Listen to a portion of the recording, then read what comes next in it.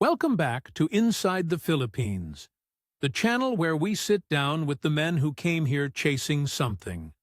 Love, peace, a second go at life, and walked away with a story they never planned to tell.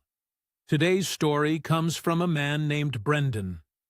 He's 54, from a little valley in the west of Ireland called Arigna, in County Roscommon.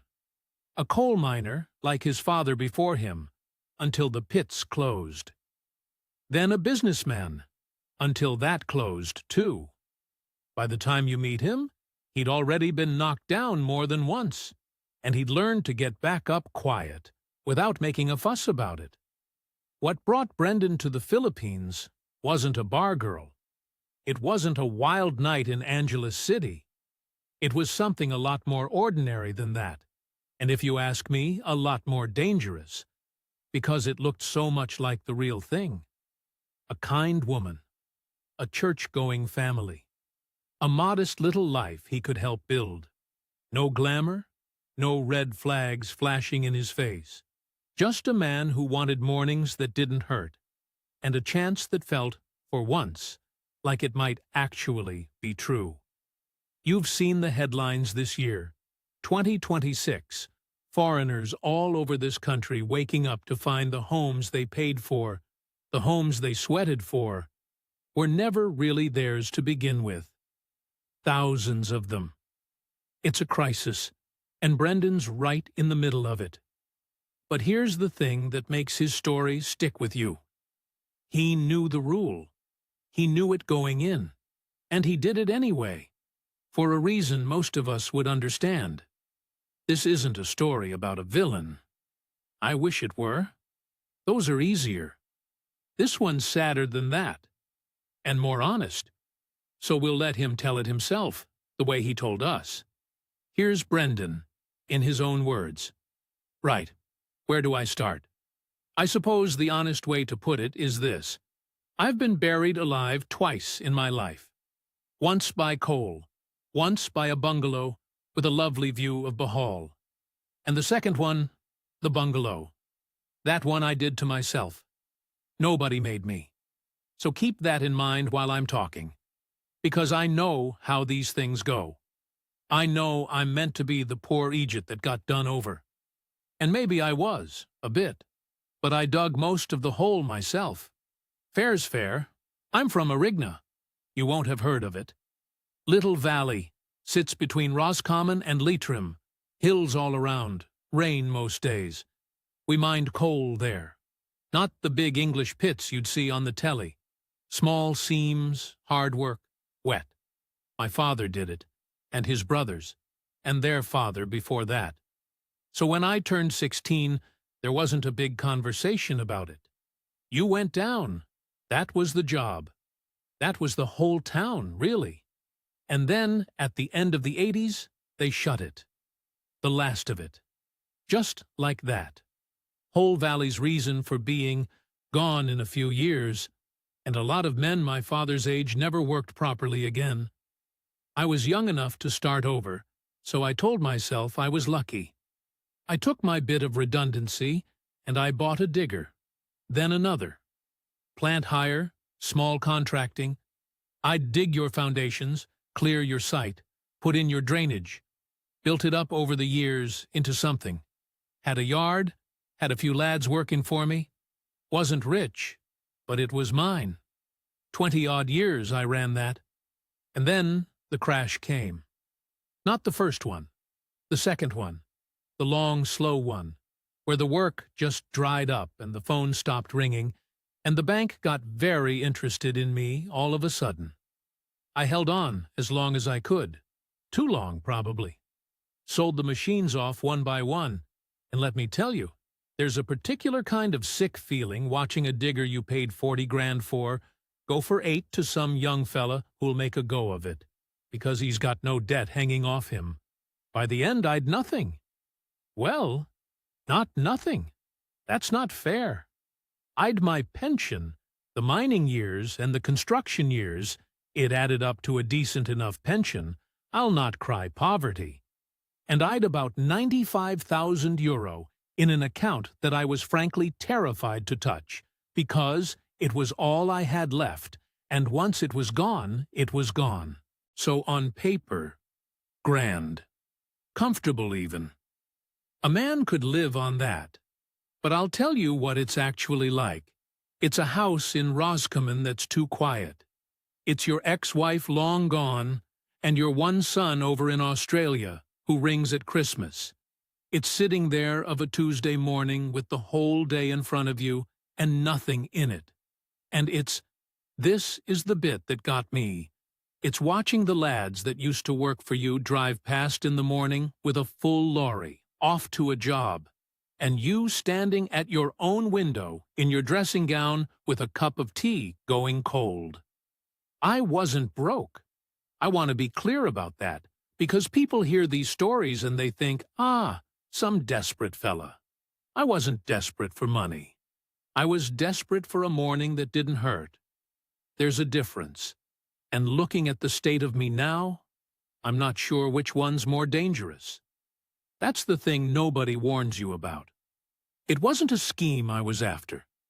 I didn't want to get rich. God, no. I'd tried that, and look how it went. I just wanted to wake up somewhere warm and have a reason to get out of the bed. Have somebody to bring a cup of tea to. And a man in that state, I know this now, a man in that state will talk himself into nearly anything, so long as it feels like being wanted again. But I'm getting ahead of myself. Let me tell you how the Philippines even came into it, because that part was near enough an accident. So, how does an Arigna man end up on a dating website for the Philippines? That's the bit my son still can't get his head around. Honestly, a fella called Desi down the road. His young lad, Kevin, went out to Cebu for a wedding a few years back and came home married himself, more or less. Lovely girl, Grace. They've 2 kids now, live outside Boyle. She's got half the parish charmed, and I'd see them at Mass of a Sunday. The whole happy shape of them, and I'd think a lot of things. Most of them I'm not proud of. Jealousy's an ugly thing on a grown man. But Desi, he says to me one night over a pint in Kilbride's, he says, "Brendan, you want to stop moping and get yourself online. That's how Kevin done it. There's websites for it." And I laughed at him, told him I'd sooner eat the beer mat. But the thing about a notion like that, once it's in, it's in. You can't get it back out.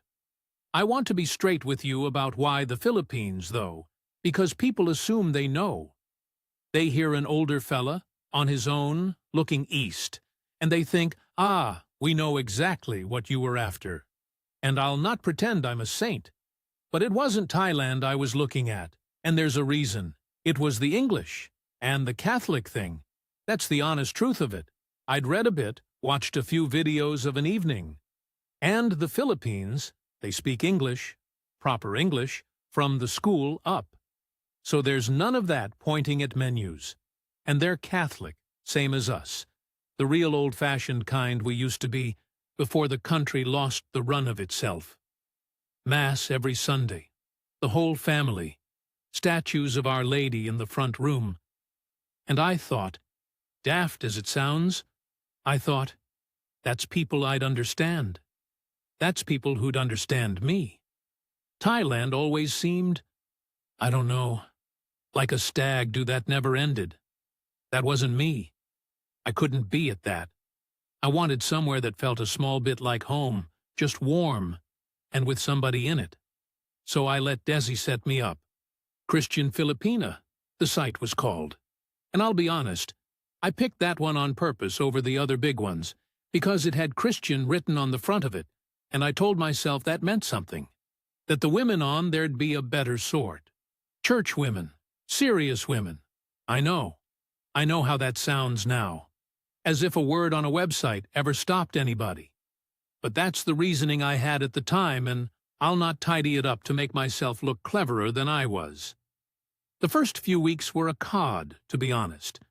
I felt like an awful Egypt. Big Arigna man of 54, 2 thumbs like shovels, trying to type nice things to women half a world away, and some of them, you could smell it. You could. The ones with the photos done up like a magazine, and the "hello handsome" straight off the bat, and within 2 messages there's a sad story and a number to send money to. Even a green fella like me could see that. I nearly packed it in. Told Desi it was a young man's game, and I was too long in the tooth. And then Mara Lou. She was different from the go, and I mean different in the way that made me trust it, which, well, we'll get to that. But here's what she did. She didn't come at me. That's the thing. Her photo wasn't done up. It was her outside a little place with a corrugated roof, plastic chairs, one of those big pots on the go, and she'd flour or something on her apron, and she wasn't even looking at the camera right. 41. A widow. Ran a carinderia, that's a little eatery, a roadside cookshop, out on the road outside Tagbilaran, over on the island of Bohol. And when we got talking, she asked me things. Proper things. What was Ireland like? Was it cold? Did I've family? What happened my business? She listened. She'd remember what I said 3 days before, and ask after it. Do you know how long it had been since anybody asked me how I was, and actually waited for the answer? I couldn't tell you. Years. She had a mother she was minding, Nane Rosing, an old one with bad legs, and a young lad, Jerome, 15 or so, her son from the husband that died. The husband, he'd passed a few years before. Some sickness. She didn't dwell on it. And here's the bit that got me, that I keep coming back to. She never asked me for a penny. Not once. Not for months. In fact, she went the other way. She warned me. We were on the video call one night. Messenger, the picture freezing every so often. You'd get half a sentence, and then her face stuck mid-word. And she says to me, dead serious, Brendan, you be careful on this site. There are women here who will only want your money. Don't send money to anybody. Not even me. If a woman asks you fast, you stop talking to her. I'm telling you, a warning like that from her. It did the opposite of a warning. It made me trust her entirely. Here's this woman actually telling me not to be a fool. And I thought, God, she's not like the rest. She's genuine. She's protecting me. I think about that a good bit now. The way she said it. Whether she knew exactly what she was doing, saying that, or whether she meant every word, and it just happened to work out the way it did. I still don't know. I've turned it over 1,000 times, and I still can't tell you. We did that for months. Every morning a message off her, Good morning, Brendan. Did you eat? Always did you eat? That's a very them thing, that. And every night a call. The heat coming off her side of the screen, you could nearly feel it. She'd be fanning herself, a fan going somewhere, a cock crowing in the background at all the wrong hours, somebody's karaoke murdering a love song 2 houses down. And me in Roscommon with the rain going sideways at the window and the heating on. 2 ends of the earth. And the house started to feel less quiet. That's the only way I can put it. I'd get up in the morning, and there'd be a good morning waiting on the phone, and it was something. It was a reason. By about the 5th month, I couldn't stick it any longer. I wanted to see her, the real her, in the flesh, not frozen on a screen. So I booked the flight to Bohol. I didn't send her money for it. I want that on the record. She didn't ask.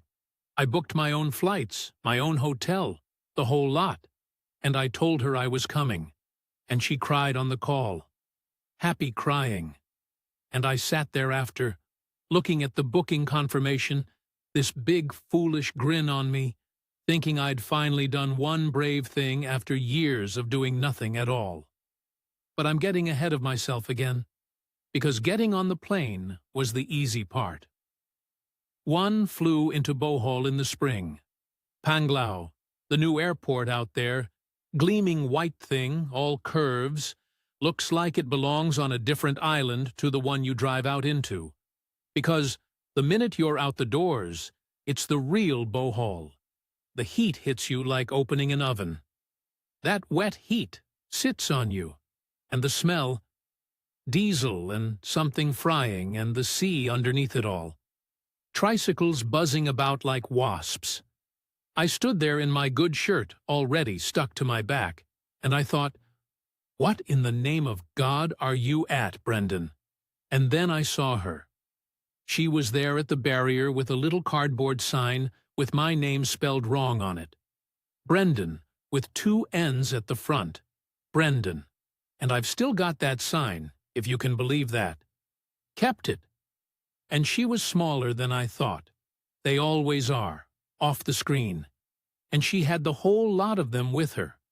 The mother, Nane Rosing, in a wheelchair somebody'd borrowed, and the young lad Jerome hanging back all shy in a basketball jersey, and a couple of cousins I didn't have names for yet. And Marilou she put her 2 hands over her mouth and started crying. And I'm not a man that does well with all that. I went to shake her hand, if you can believe it. Shake her hand. 54 years of age, and I put my hand out like I was closing a deal on a load of gravel. And she laughed through the crying and pushed it away and hugged me. And the whole family sort of closed in around the pair of us there in the car park. And I'll be honest with you, I hadn't been held by anyone in a long time. A long time. My eyes went a bit. I'll not pretend they didn't. They'd a van hired, a little multi-cab packed to the doors. And on the drive out to Tagbilaran, Nane Rosing had a hold of my hand the whole way from the back seat, patting it, saying, "Salamat, salamat," thank you, and calling me anak. That means child, son. This old woman I'd never met calling me son and thanking me, and I hadn't done a thing yet, not one thing. You've to understand what that does to a man like me, a man who'd spent 3 years being nobody, being the fella at the window in his dressing gown. The Carinderia was exactly as the photos. That was the thing. Nothing was dressed up for me. Same plastic chairs, same corrugated roof with a bit of rust on it, a big pot of adobo, and another of something with fish, rice in a cooker, the size of a barrel. Flies, aye. A karaoke machine going somewhere down the road, somebody absolutely slaughtering a Whitney Houston number. Church bells at one point, a rooster that clearly couldn't tell the time. And they fed me. God, they fed me. Lechon they'd got in special. That's the roast pig, the whole thing, crackling like glass. And lumpia, and pancit, and San Miguel after San Miguel, pushed into my hand until I'd to say, stop. The neighbors all coming by to have a look at the Cano. That's what they call us, Cano, from Americano. Big pink Irishman sweating into his rice. I was a bit of an event. Here's the thing I keep going back to, though. Nobody asked me for anything that whole first trip. 3 weeks I was there, not a peso. When I tried to pay for things, there'd be a whole to-do about it. Marilou wouldn't hear of it half the time. I bought the odd bit. Brought pasalubong, the gifts you're expected to bring. Chocolates and a few bits from the duty-free, and I got Jerome a pair of proper basketball boots he near cried over. But that was me offering, not them asking.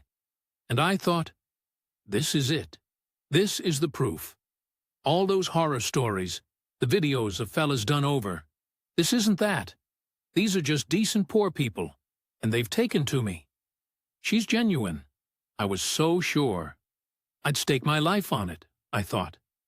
The only money I spent, really, the whole courtship, and this ran over that first trip and the messaging after, was my own flights. the hotel the first few nights before I moved into a little room near hers. The bits and pieces.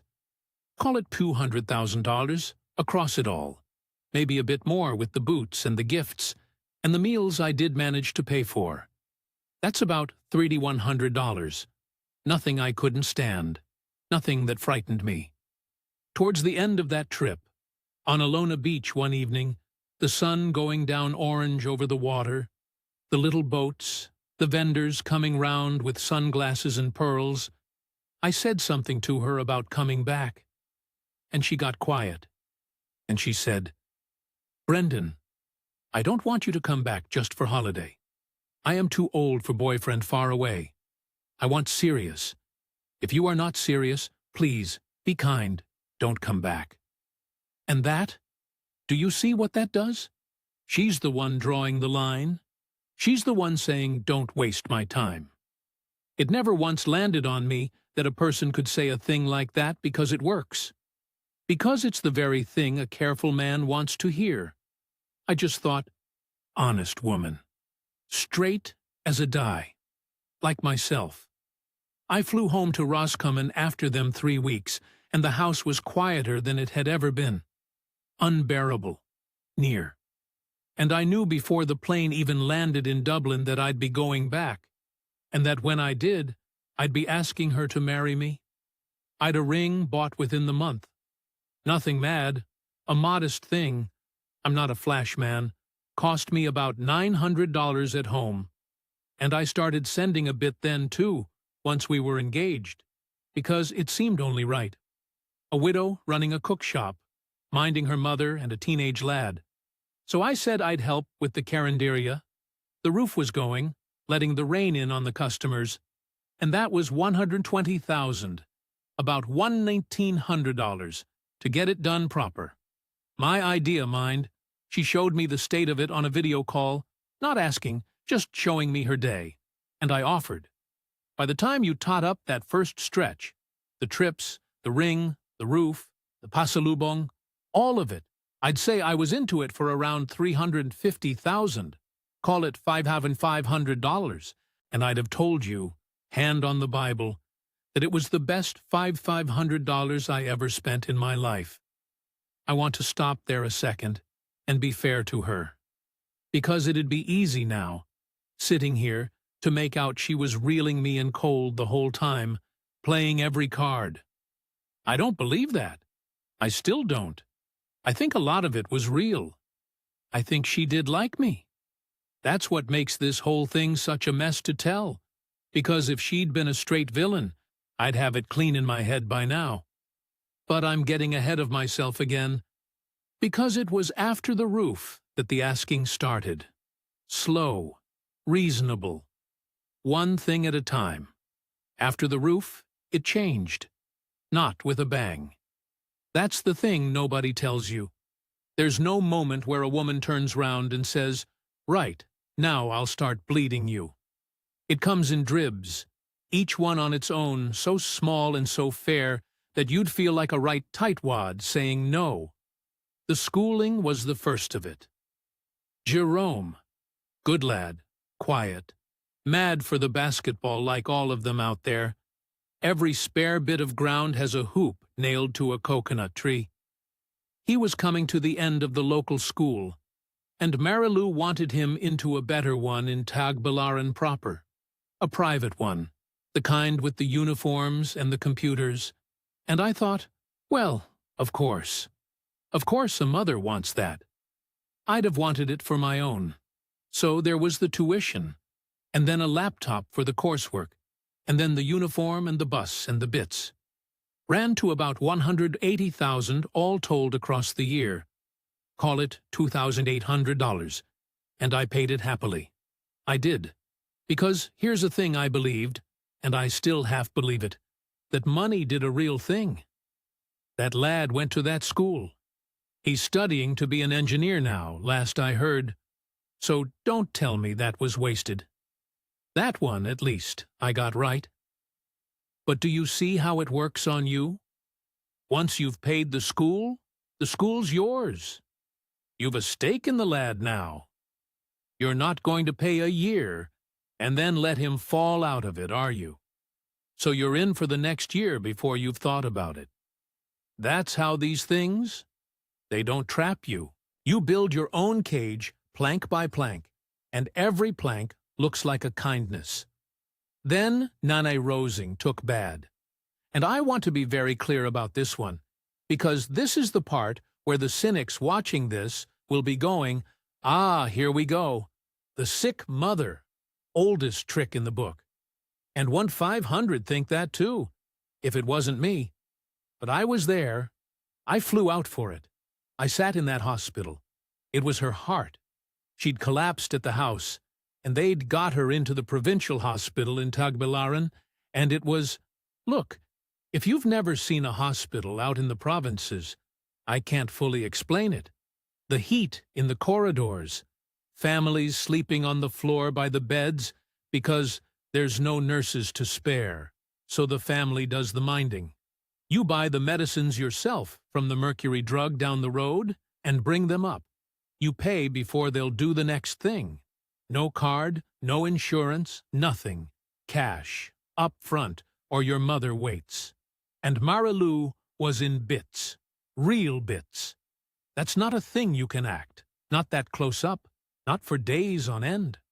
Holding the old woman's hand, praying the rosary, that whole family taking turns on their knees by the bed. There was a priest in at one point. The lot. It came to about 420,000 by the time it was done. The emergency, the few days in, a stent they had to put in, the medicines after. That's around $6,600, and I paid it without blinking. I'd have paid double. Because that old woman had called me son at the airport, and now here she was, gray in a bed, and there wasn't a fiber of me that wouldn't have covered it. She lived. She's still going, far as I know. And that's not nothing to me, even now, even after everything. So that's the second big stretch. The schooling and the mother. Call it the guts of $600,000, near enough $9,400 on top of the $5,500 from before. I was maybe 15 grand into it at this point, and every euro of it I could point to a real thing it bought. That was how I kept my own conscience quiet.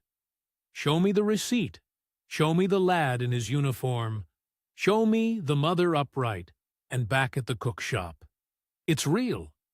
But there was other stuff going on around the edges that I told myself not to mind. The Gcash. Once you've a Filipina and you've sent money the once, your phone starts going. Little things. A cousin's tricycle broke down. A niece needed shoes for a graduation. And out there a graduation's a massive to-do. Even from the primary, whole thing with a gown. 1,500 here, 2,000 there. P2000 is only 30-odd euro. Sure, what's that? But it's every week. And you never say no, because it's never enough on its own to be worth the row, and saying no makes you the mean Cano, and God forbid. And there was the padrino business, the godparent thing, that I never fully got my head round. I ended up godfather, ninong they call it, to 2 or 3 children I'd barely met. And that's not an honor, that's a standing order. You're expected to cough up at Christmas, at the fiesta, at every sacrament for the rest of their lives. I'd get the odd word from other foreigners about all this. There's a bar out on Panglao, near Alona, where the expats drink. San Miguel and Red Horse and a lot of bitter ool talk. And I went in a couple of times, and there'd be some leathery fella, been out there 15 years, and he'd say to me, "Let me guess, schooling." Then the mother's heart. "Am I right?" And he'd laugh. "Wait for the house, boss. It's always the house in the end." And I hated him for it. I did. I thought, you sour article, just because your one did the dirty on you, you think they're all at it. My Marilou's not like that. She warned me about your sort, the money ones. She's different. I think about that fella now. He was trying to do me a kindness in his own bitter way, and I wrote him off because I'd already decided how the story went.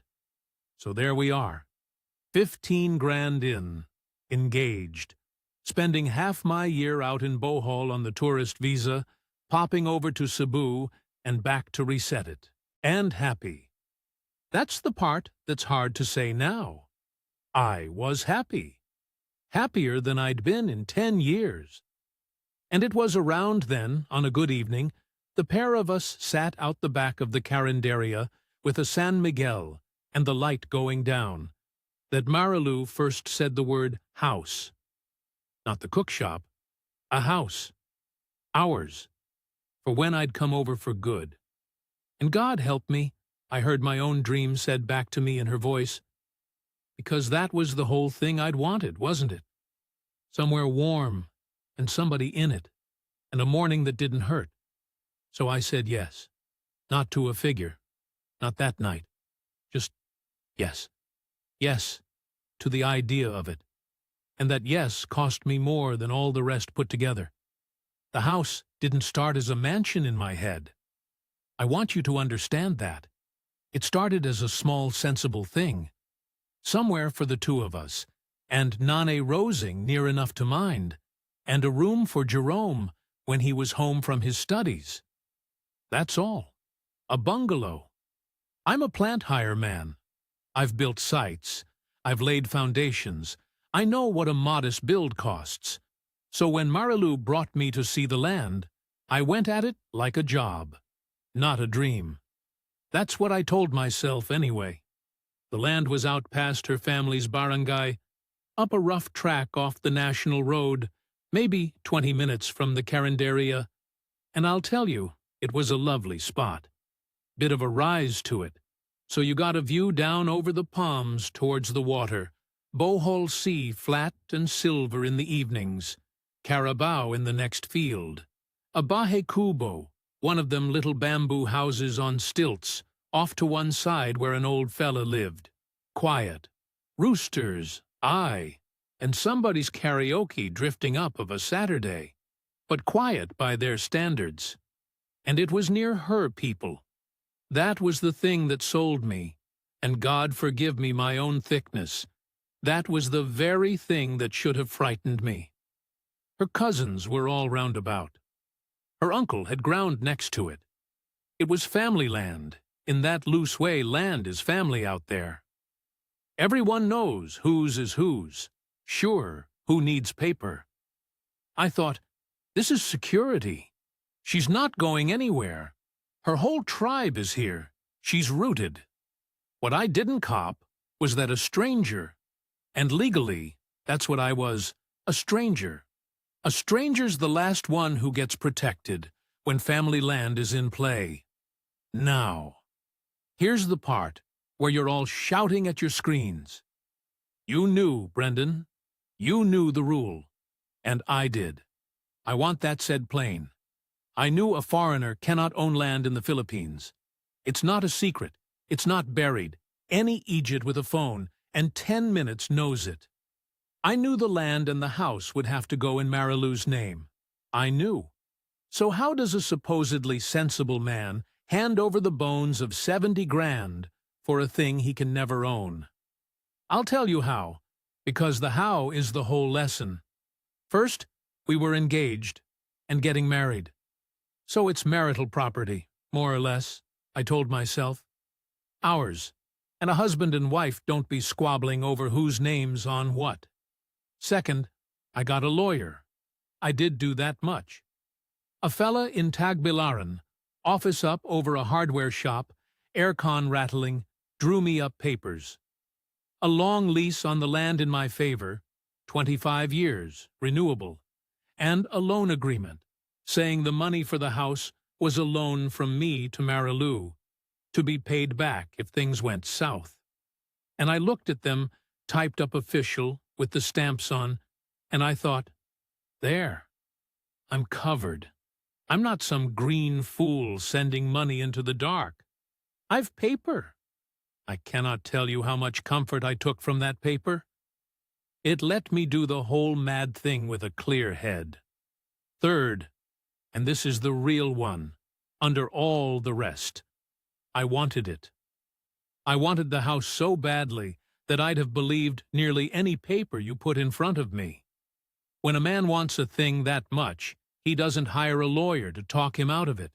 He hires one to help him do it. So we built. And here's a queer thing.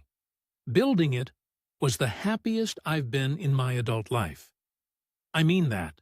I was out there on the site every day in my boots, in the heat, watching the lads mix the concrete, checking the block was laid true, arguing about rebar. After 20 years of watching my own business die by inches, I was making something again. Something solid coming up out of the ground with my name on the sweat, if not the deed. The build ran to about P4.2 million by the end. The land, the house, the finishing, the little bits Mary Lou wanted. That's around $66,000. Near enough everything I had left in the world after the trips and the school and the mother. My whole cushion. Gone into blocks and a tin roof and a view. I moved what I owned into that house. Shipped a few things from Ireland even. My father's mantel clock. Daft. And that's when the first hairline crack showed, though I plastered over it quick as it came. It was the title. The actual land title. The mother document. I asked to see it, not out of suspicion. I want to be honest. Just because I'm a builder, and I like my paperwork square. And it was never there. It was with the lawyer. Then it was in Cebu being processed. Then a cousin had it for the barangay. Always a reason. Always said easy. Always with a smile. And I let it go every time, because to push it would have been to say I don't trust you. And how do you say that to the woman you're marrying? In her own place, in front of her own people. There was a cousin, too. Boye. Sour sort of a fella, always hanging about the edge of things, and he started up about the fence. Where I'd put the fence. Said it was over onto his ground. Mary Lou waved it away. He is just like that, Brendan, don't mind him. And I didn't mind him, because I didn't want to. And the family. I'll say this, and it's petty, but it's true. The warmth cooled a small bit once the house was up and the big money was spent. Not cruel, nothing you could point at, just the temperature dropped a degree. Fewer of them dropping by. Nane Rosing still lovely, mind, always lovely. But the cousins. The event of me was over. I was furniture now. I told myself I was being a bitter old Irishman, importing suspicion into a place that had only ever been good to me. I'd lie in that lovely house on my first mornings, the light coming up gold over the palms, a rooster going, Mary Lou making rice, and I'd think, this is it. This is the morning that doesn't hurt. I did it. After everything, I actually did it. And the whole time, the paper that said whose house it was, the only paper that counted, the one with the government stamp, I had never once held in my hand. But I'm getting ahead of myself. Because for a while there, honest to God, it was grand. It was better than grand. It was 2026, the bottom fell out of it. The letters came in the spring of 2026. And not just to me. That's the thing you have to understand. It was everywhere that year. There had been a change in how they were going after the dummy setups.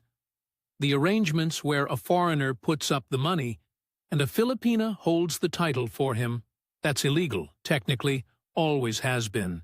The anti-dummy law, they call it. For years, nobody minded.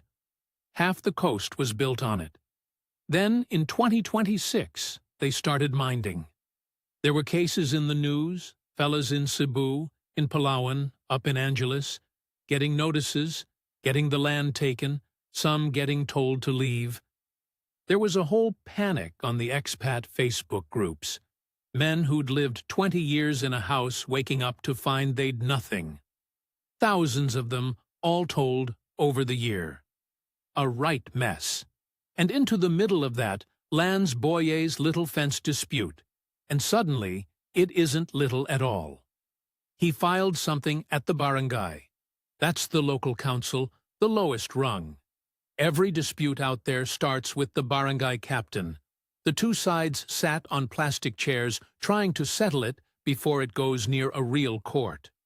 And Boye's claim was that the land my house sat on was never Marilou's to build on, that it was undivided family land, the grandfather's, never properly split between the heirs, and that Marilou had put my money into a house on ground that half a dozen cousins had a claim to.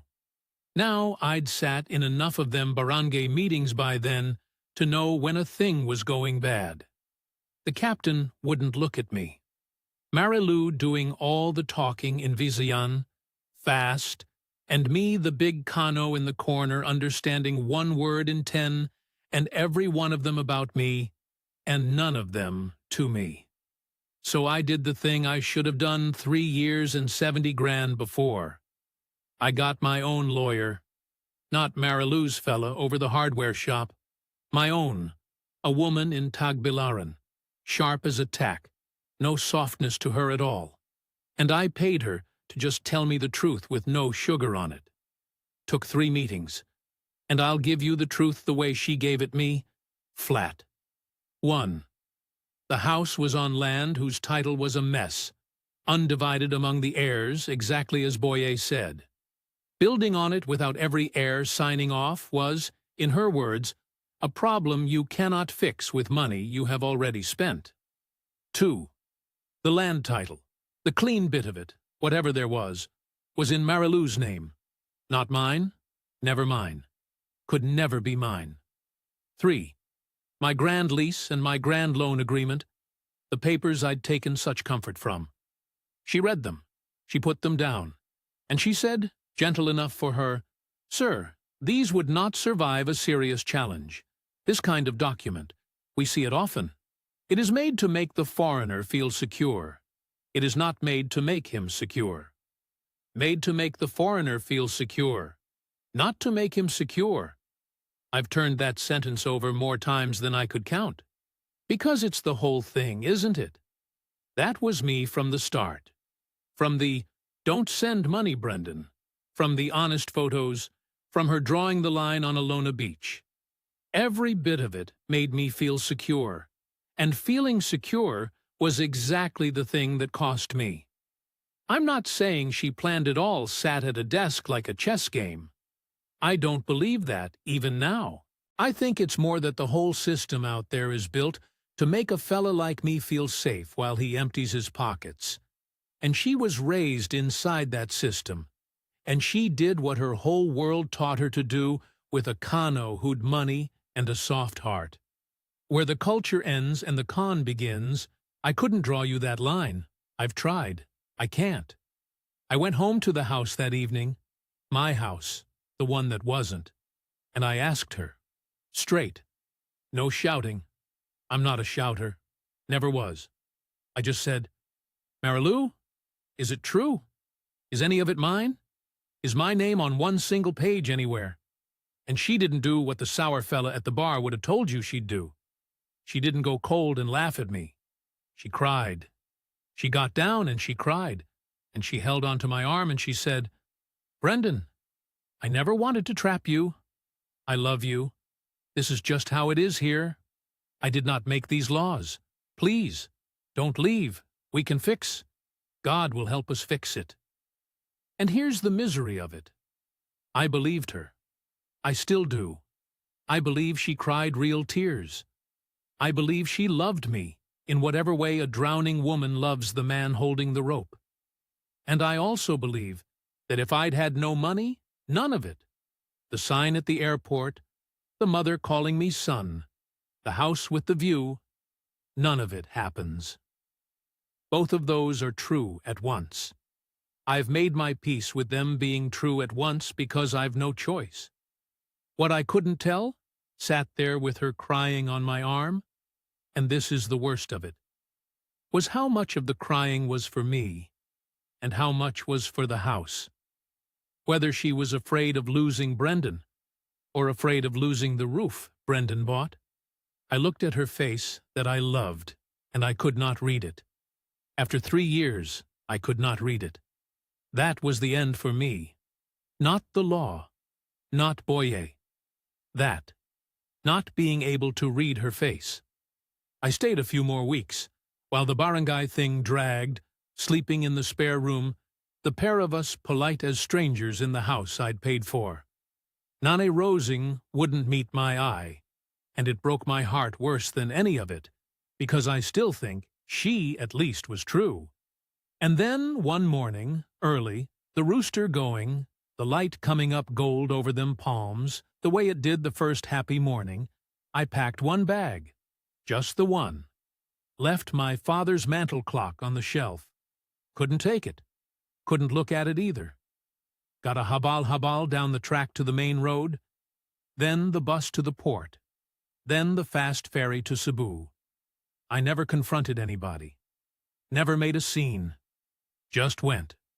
Sensible to the last, God help me. So where does that leave me?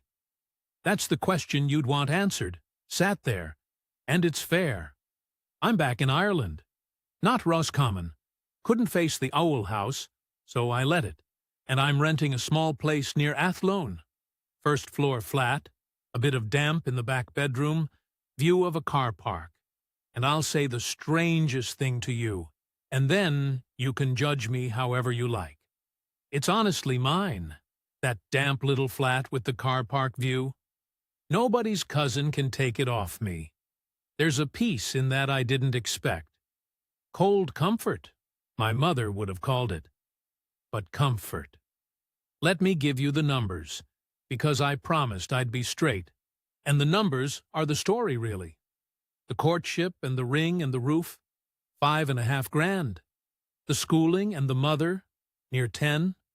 And the house, the land, the finishing, the lawyer, the last of it.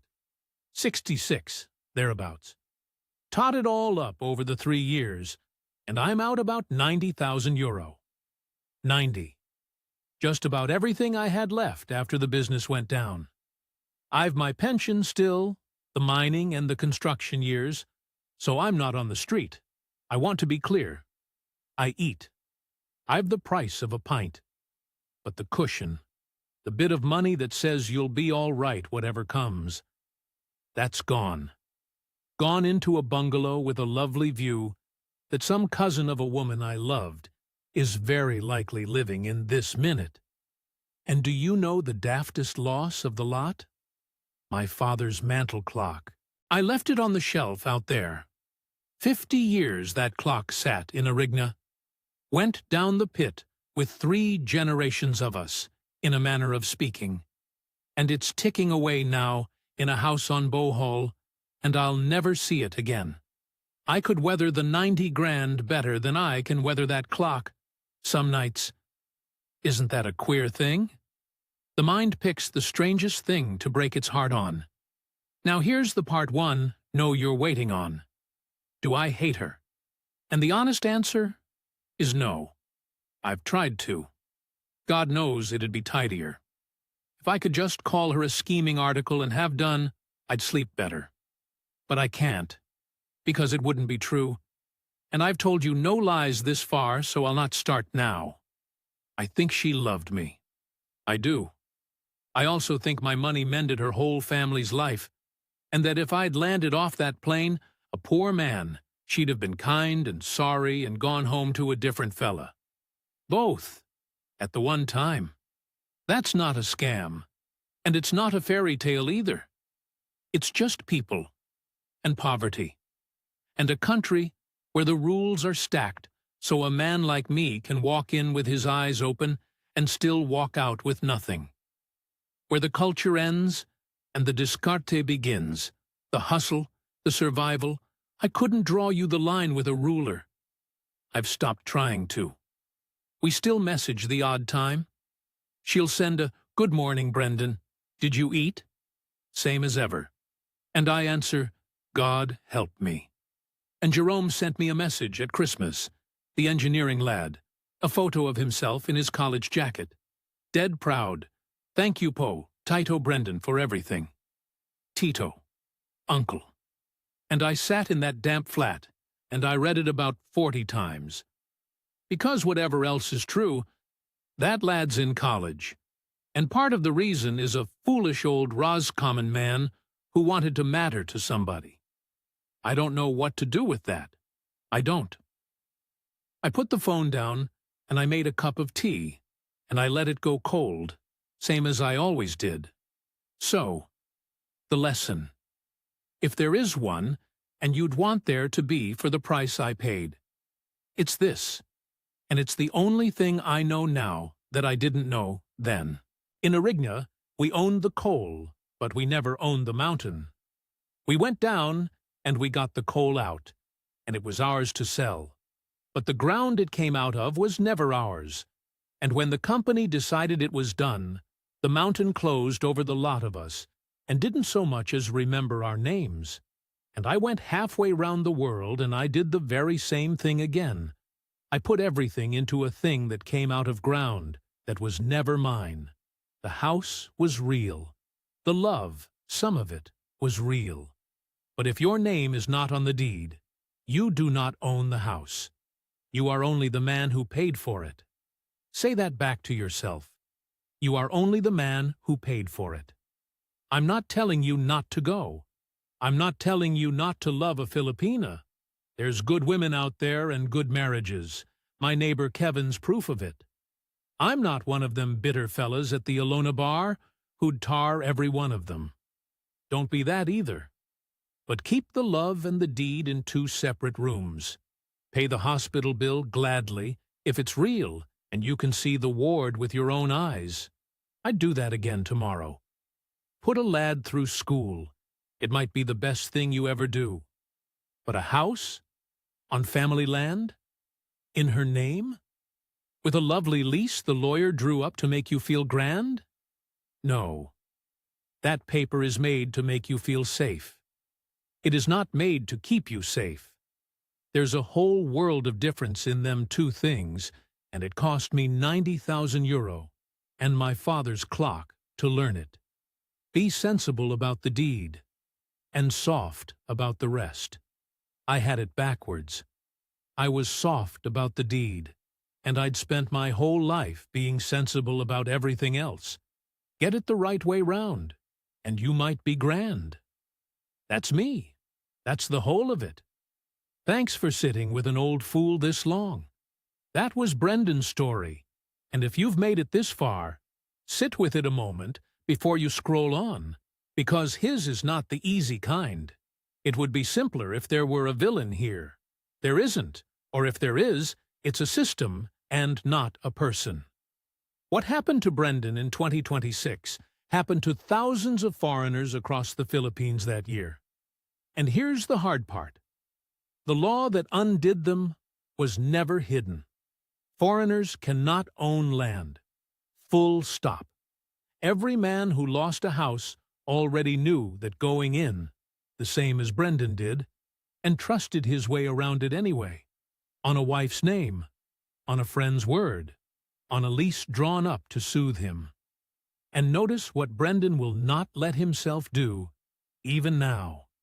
Even after everything, he won't call it all a lie, because the obligations that drained him, the sick mother, the boy's schooling, the family that folded him in, those are real threads of a real culture, where supporting the ones you love is not manipulation, but duty.